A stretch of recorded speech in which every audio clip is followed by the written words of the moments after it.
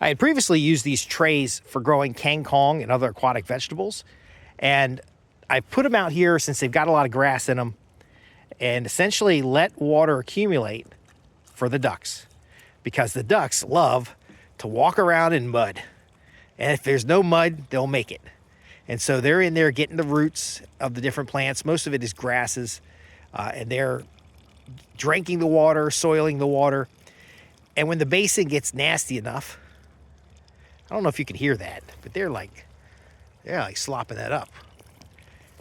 When the basin gets nasty enough, I take it and pour it into either a composting pile, or I pour it on the ground where I want to garden, and then I just recycle that nutrient. So these are drywall trays. You can get them at Lowe's for pretty cheap. They are not that durable, so over time they will crack, and I'm not going to walk over to show you the cracks. Now you could use a basin like this, but if I'm going to put a 40-gallon basin out, I'd rather put it out for the goats. Or, like we're doing up here, let's see if I can walk up here without upsetting the ducks too much. They're all confused. All right, or I'll put a basin down and get my grass starts in the water and leave just enough crack for the ducks to put their face in there and get something to drink. See, this aquatic grass, it's like a rush, I guess. I'm not really sure what it is, but they love to eat it. And so if I can get as much of that grass growing as possible, and I can keep replenishing the little trays, I'm going to have biomass for them to eat as they forage. And so while they're over there making a mess of stuff, I can go to their overnight area and dump out and replenish the water that they've got there. So basically, in their little area, they've made a horrible mess of the little ponds here, and it keeps clogging up the pump.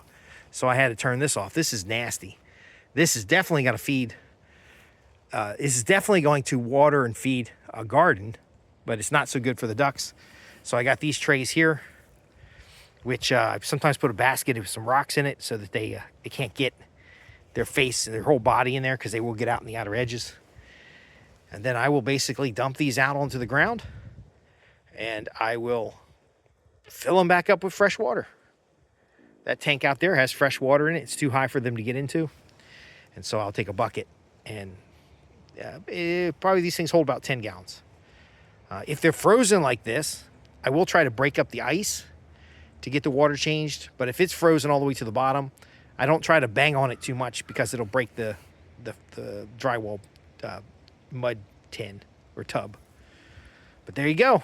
That's how you get water to your ducks. You're not going to get clean water to them. You're going to get them clean water, and they're just going to mess it all up and get it all dirty.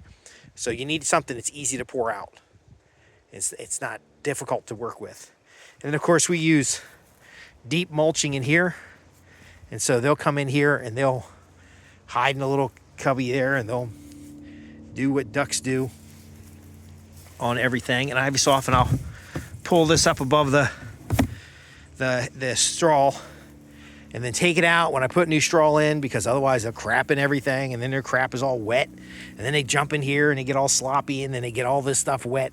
So if you have any fantasy of having clean water, it's not going to happen. However, this water is full of nutrients. This water is great for watering your garden. I wouldn't put it directly on plants, but it's definitely a useful commodity to have over time. I'm Justin Hitt, Prosperity Homestead.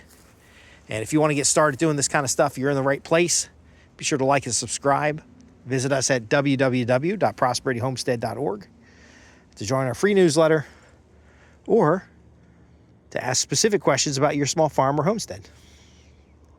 And that's it for the ducks.